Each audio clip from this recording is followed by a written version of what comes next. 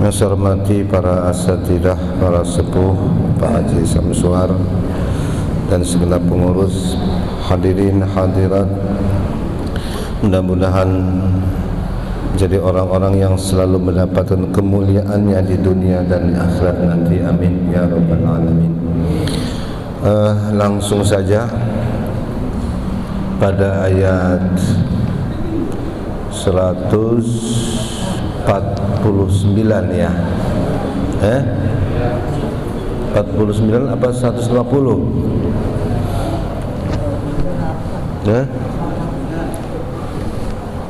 48 sudah, walikul wijhatun wa muwalliha fastabiqul khairat, sudah itu ya.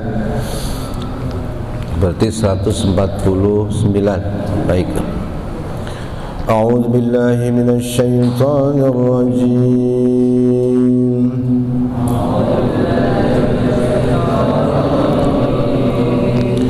Bismillahirrahmanirrahim.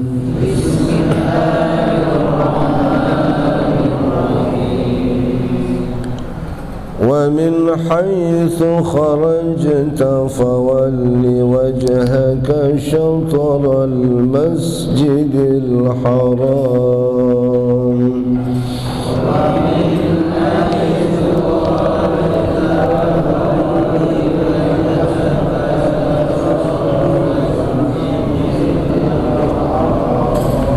وإنه للحق من ربك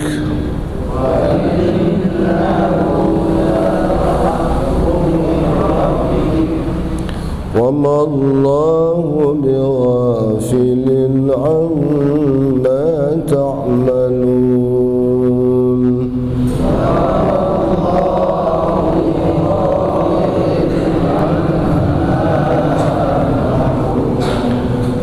ومن حيث خرجت فول وجهك شطر المسجد الحرام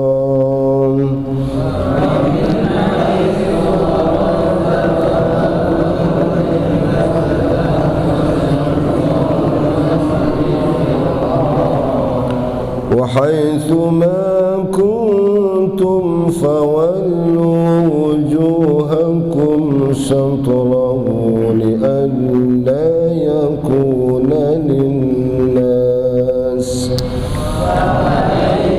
ما كنتم فولوا وجوهكم شطره لئلا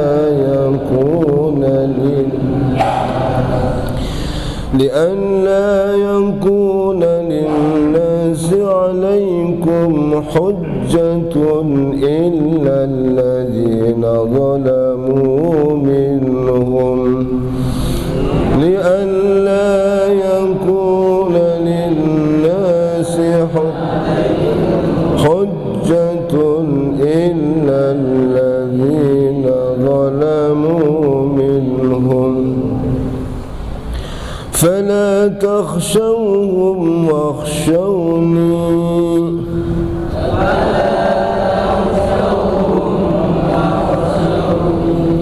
ولأتم نعمتي عليكم ولعلكم تهتدون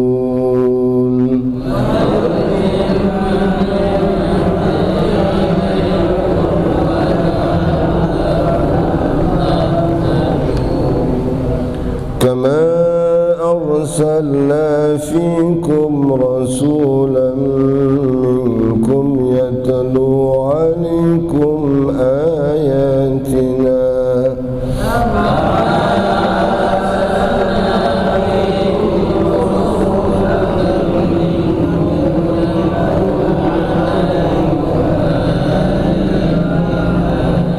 يتلو عليكم آياتنا ويزكيكم ويعلمهم الكتاب والحكمة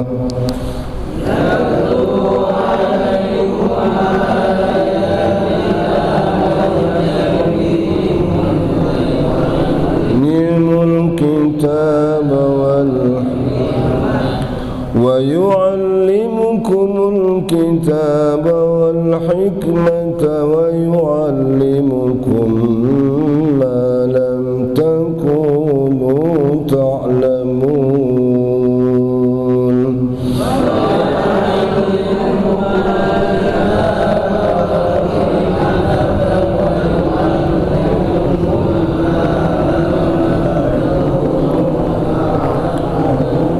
فاذكروني أذكركم واشكروا لي ولا تكفرون.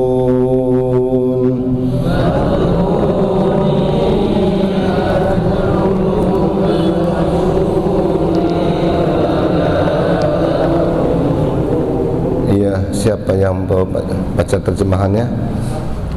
Pade, suaranya masih keras kan? Dan dari manapun engkau Muhammad sallallahu alaihi wasallam keluar, hadapkanlah wajahmu ke arah Masjidil Haram. Sesungguhnya itu benar-benar sesuatu dari Tuhanmu. Allah tidak lengah terhadap apa yang kamu kerjakan. Dan dari manapun engkau Muhammad sallallahu alaihi wasallam keluar, maka hadapkanlah wajahmu ke arah Masjidil Haram. Dan di mana saja kamu berada, maka hadapkanlah wajahmu ke arah itu, agar tidak ada alasan bagi manusia untuk menentangmu, kecuali orang-orang yang zalim di antara mereka. Janganlah kamu takut kepada mereka, tetapi takutlah kepadaku, agar aku sempurnakan nikmatku kepadamu dan agar aku mendapat petunjuk.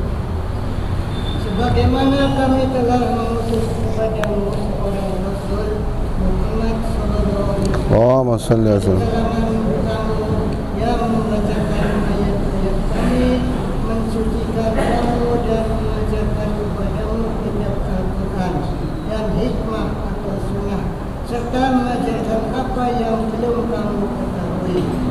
Maka ingatlah kepadaku, aku pun akan ingat kepadamu. Bersyukurlah kepadaku dan janganlah kamu ingkar kepadaku, wahai orang-orang yang Ya, cukup. Terima kasih, Mate. Berarti kita sudah berapa mendapatkan berapa huruf yang kita baca itu ya. Lalu satu huruf itu berarti 10 kebaikan. Yang kita baca ini insya Allah lebih dari 100 huruf.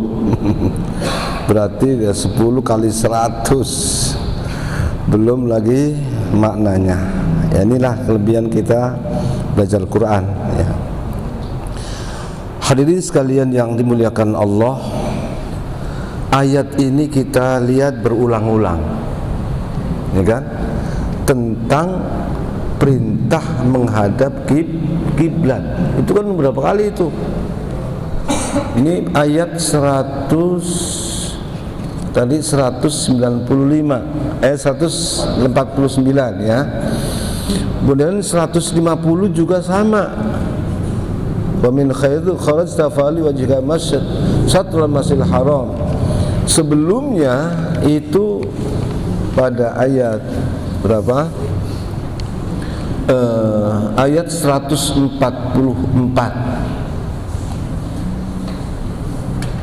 ya, dari sebelumnya itu kan, fawalli wajha syatrul masjidil haram haitsuma kuntum fawallu wujuhakum syatrah. Itu 144, artinya sama lafadznya itu ya. Ini ayat ini disebut namanya tikrar, diulang-ulang. Wa min haitsu kharajta fawalli wajhaka syatral masjidil haram. Dari manapun kamu keluar, dimanapun posisi kamu berada, tetap kalau salat itu supaya menghadap apa? Sebagian Masjidil Haram, dan itulah kebenaran dari Tuhanmu. Dan dimanapun atau dimanapun kamu keluar, hendaklah kamu menghadapkan wajahmu ke Satral Masjidil Haram, berulang-ulang. Kenapa? bahwa tahwilul kiblah, berubahnya arah kiblat ini termasuk hukum nasikh yang pertama. Nasikh itu artinya di amandemen, ya, dirubah. Ya, kalau kita pernah mendengar istilah amandemen undang-undang, kan banyak ya kan undang-undang yang di amandemen, mungkin undang-undang pada masa Orde Lama, kemudian setelah tumbang datang Orde Baru, undang-undang juga dirubah. Datang lagi kemudian era reformasi, undang-undang juga itu banyak yang dirubah. Termasuk Presiden Indonesia itu boleh dari bangsa Cina juga, itu reformasi itu, ya kan? Dulu maka dosanya besar itu, gara-gara ini susah itu. Nah, itu namanya amandemen. Di saat itu undang-undang di amandemen dirubah, itu tantangan itu berarti bukan main itu.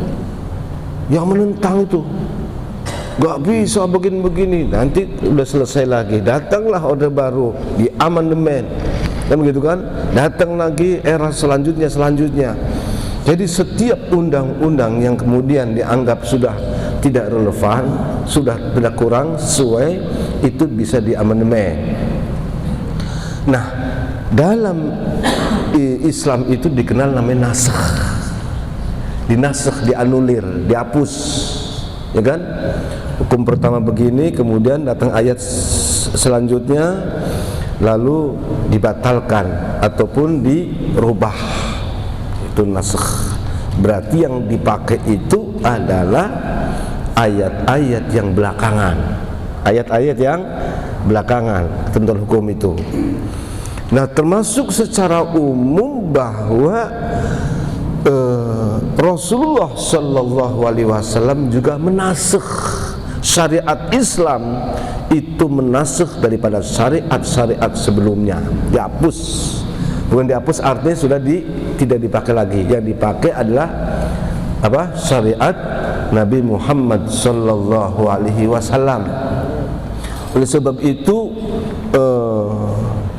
walaupun orang itu katakanlah beriman kepada Allah, beriman kepada nabinya Nabi Musa, tapi kemudian dia tidak beriman kepada Nabi, maka itu nggak ada artinya apa-apa. Karena itu undang-undang lama. Undang-undang lama itu jangan dipakai lagi. Sekarang undang-undang baru. Jadi syariat sendiri secara umum menghapuskan, mengamandemen daripada syariat sebelumnya. Itu nafsu yang paling besar.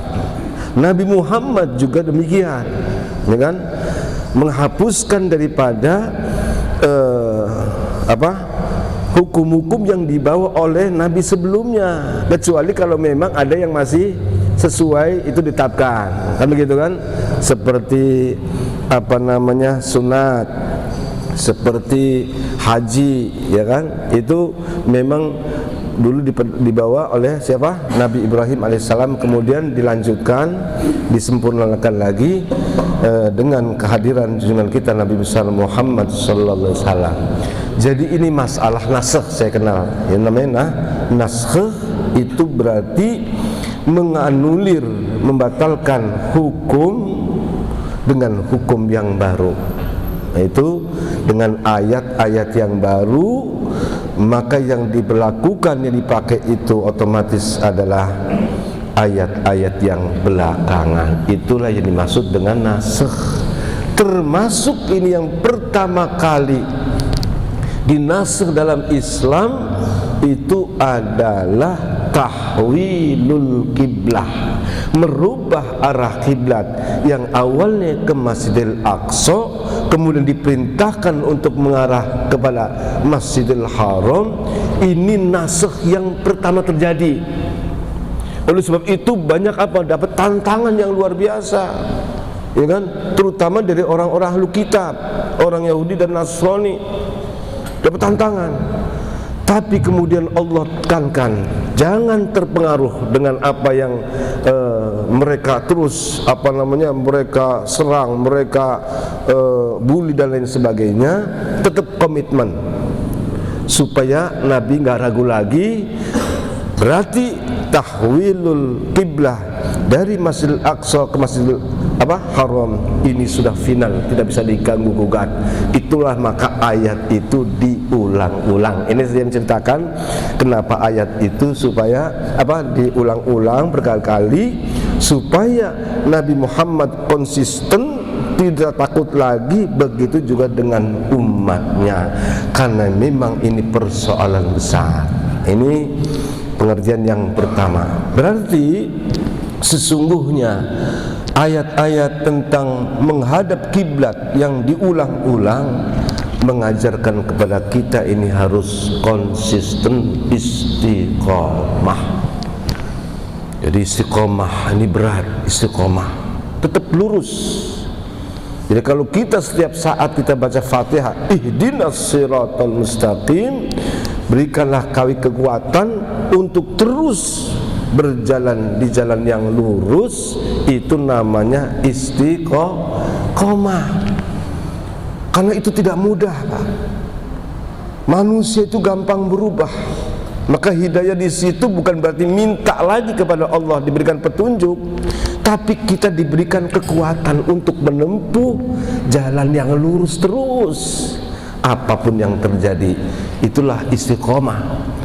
Itu sebab pula Nabi sendiri bahwa mengatakan syayyabatni Hudun wa akhwatuha, bahwa surat Hud dan saudara-saudaranya surat Hud, maksudnya ayat ada surat namanya surat Hud, dan seperti surat Hud membuat aku diberuban, kata Nabi. Apa maksudnya? Ternyata begitu tanya apa sih yang dimaksud bahwa surat Hud itu membuat aku beruban, ternyata di dalamnya perintah istiqomah. Fastaqim kama umirta, hendaklah kamu istiqomah sebagaimana akan diperintahkan.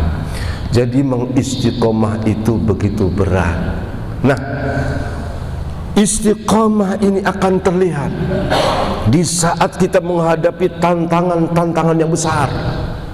Kalau cuma godaan-godaan kecil banget, tapi ketika di hadapan kita ini adalah tantangan yang besar, ujian besar, tapi kita tetap konsisten, itulah orang istiqomah. Jadi kalau ibarat mobil itu mobil yang stabil jalannya.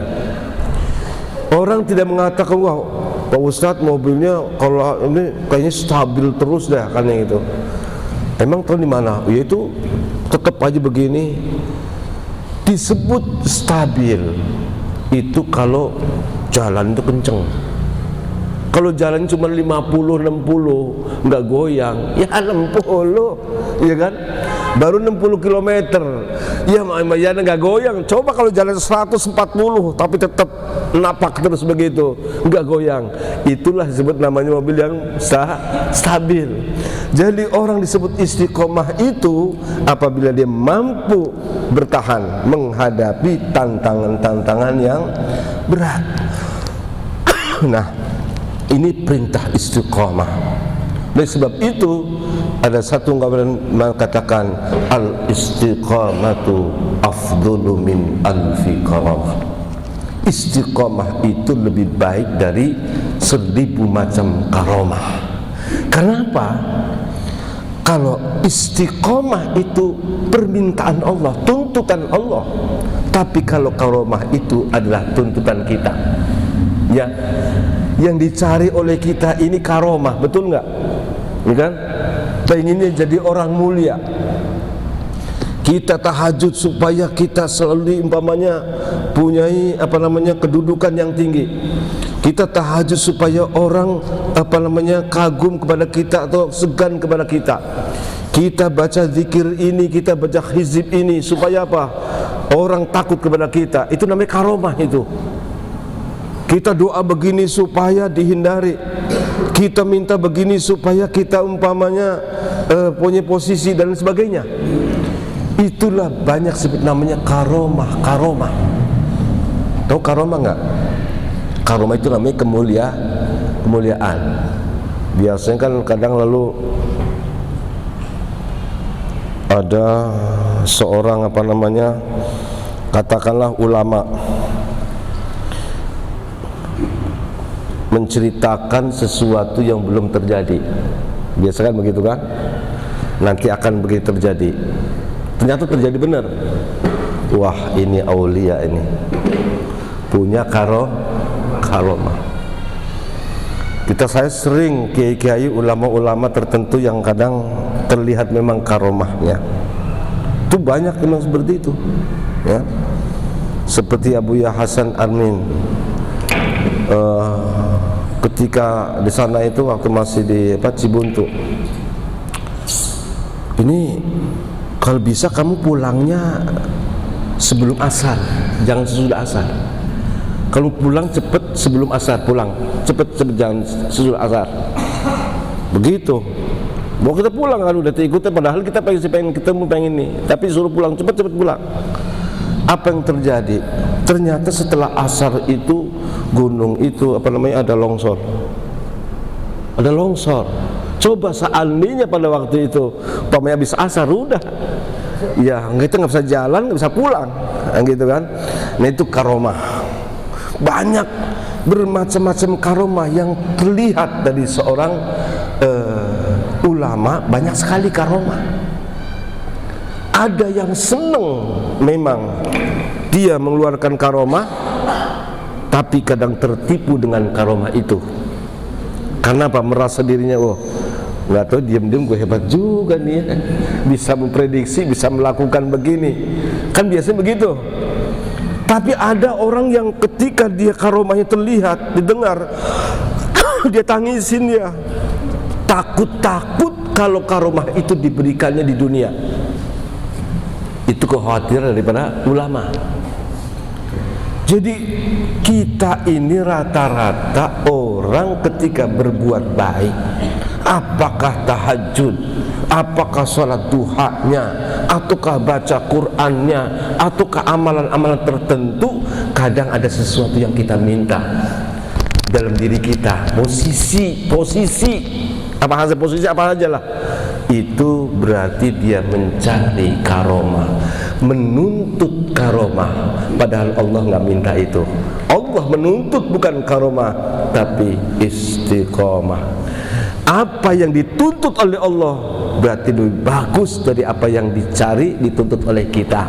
Mereka dikatakan tadi, al istiqomatu afdalu min alfi karomah. Istiqomah itu sendiri adalah lebih hebat dari beribu-ribu macam karomah.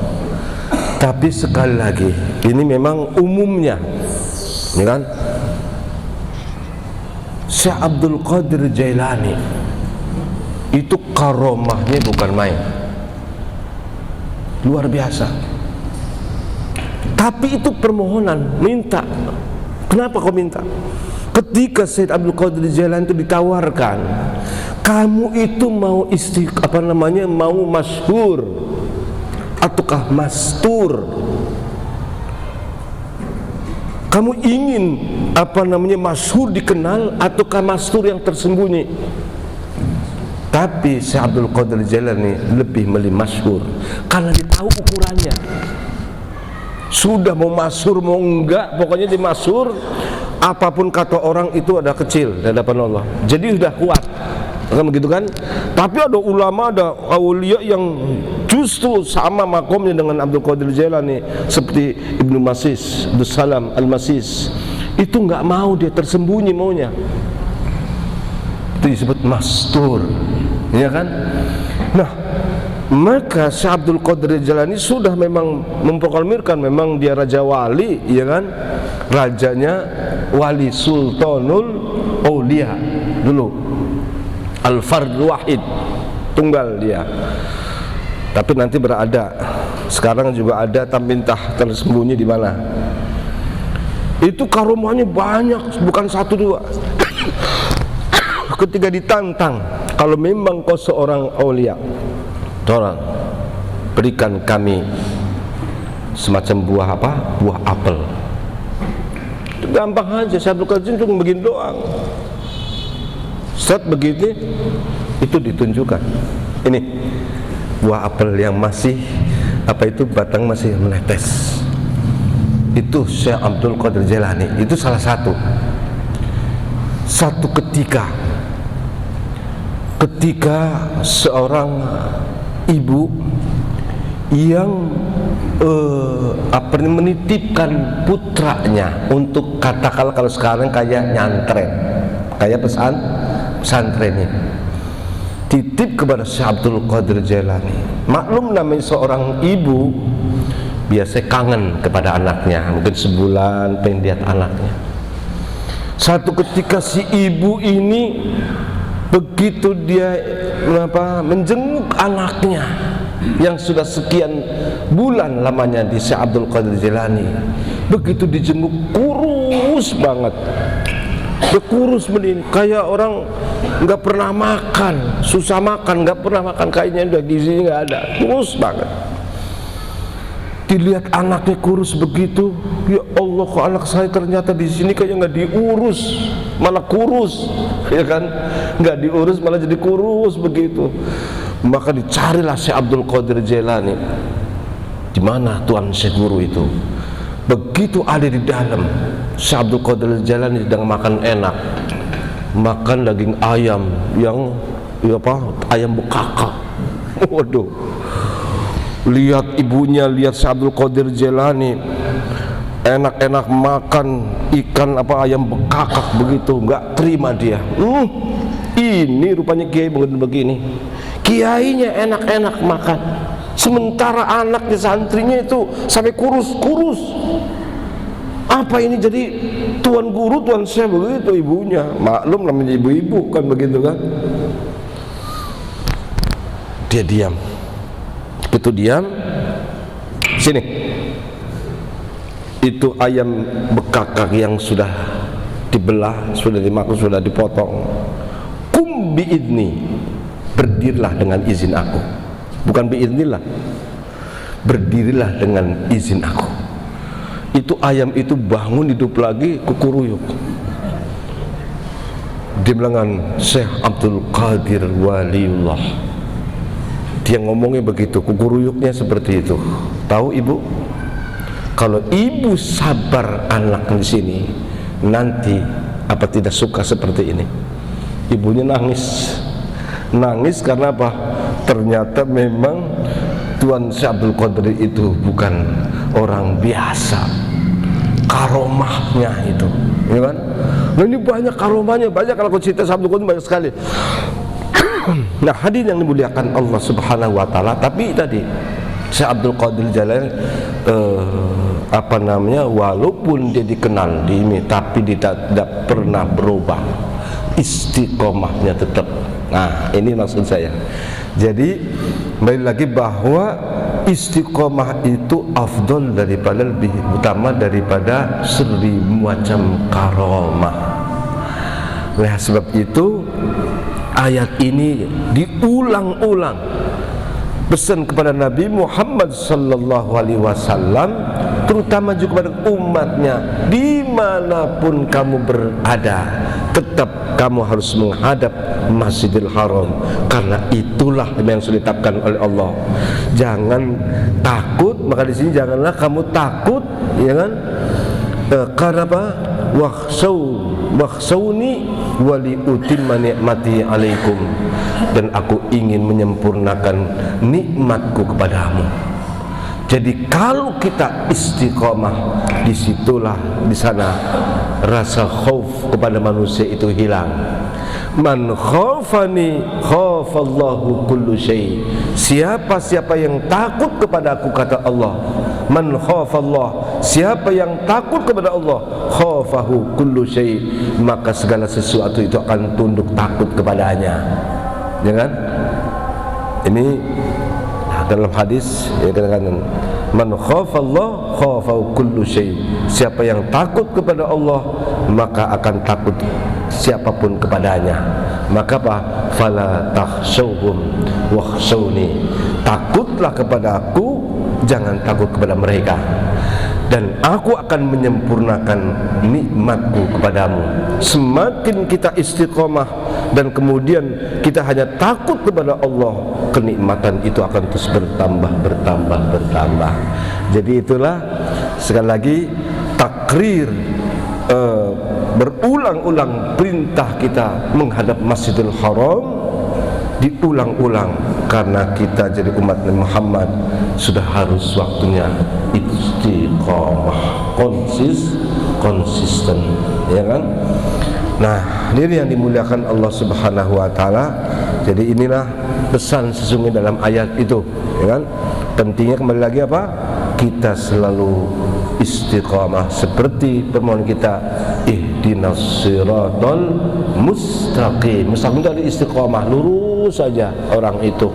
Apapun tantangan cobaannya, tetap dia menghadap kepada Allah Subhanahu.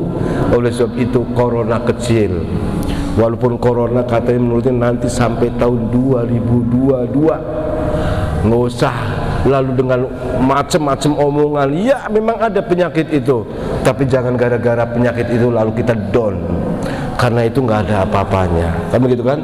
Kita tetap menjaga kesehatan, kita harus memang berpola untuk menjaga pola makan yang bagus, menjaga pola kesehatan, itu memang perintah agama, kan begitu kan? Perintah agama. Tapi jangan cuma gara-gara itu lalu kita menjadi down. Nah, inilah hadirin sekalian yang Allah Subhanahu wa taala, mudah-mudahan kita termasuk orang yang diberikan oleh Allah karunia istiqamah. Amin ya rabbal alamin. Wallahul muwaffiq ila aqwamit thoriq. Wassalamu alaikum warahmatullahi wabarakatuh.